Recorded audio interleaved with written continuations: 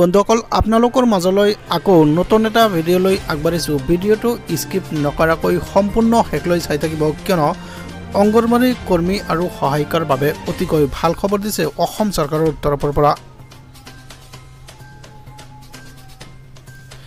হয়, আপোনালোকে চাই আছে এক ডাঙৰ খবৰ, এক গুৰুত্বপূৰ্ণ খবৰ। ৰাজ্যৰ লাখ লাখ অংগনবাড়ী কৰ্মী আৰু সহায়িকাসকলৰ বাবে অতিকৈ ভাল খবৰ। 1 অক্টোবৰৰ পৰা বৃদ্ধি পাব অংগনবাড়ী কৰ্মী আৰু সহায়িকাৰ দৰমহা। এই কথা ঘোষণা কৰিলে অসম চৰকাৰে।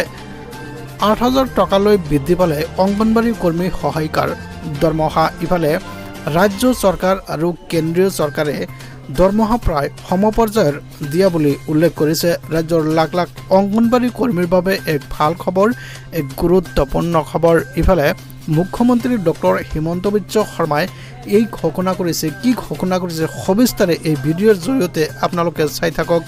দৰমহা বৃদ্ধিৰ লগতে এককালীন সাহায্যও লাভ কৰিব অংগনবাড়ী কৰ্মীয়ে। ৰাজ্যৰ লাখ লাখ অংগনবাড়ী কৰ্মী সহায়িকাৰ বাবে আহি গ'ল এক ভাল খবৰ।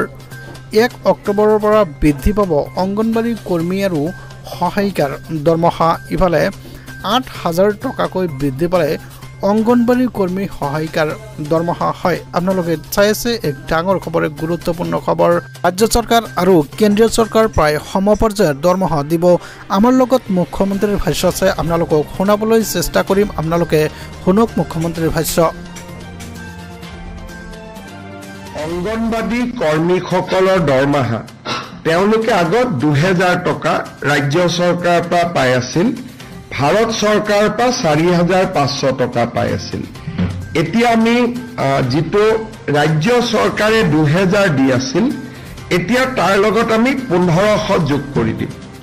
তাৰমানে they will get 3,500 from state government, 4,500 টকা কেন্দ্ৰীয় চৰকাৰৰ পাব।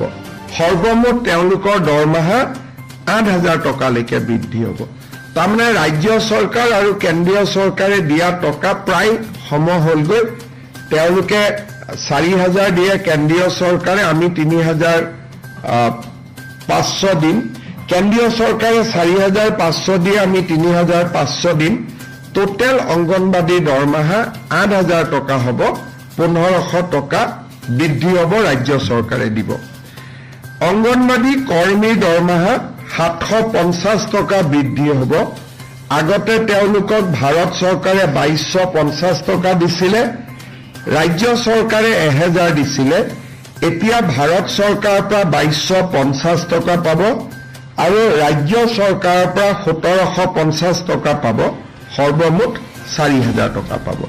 অৰ্থাৎ সহায়িকাগৰাকীয়ে 4,000 পাব, কৰ্মীগৰাকীয়ে 8,000 পাব। আৰু বৃদ্ধি কিমান হ'ল? কৰ্মীগৰাকীৰ বাবে 1,500 হ'ল, সহায়িকাগৰাকীৰ বাবে 750 টকা হ'ল।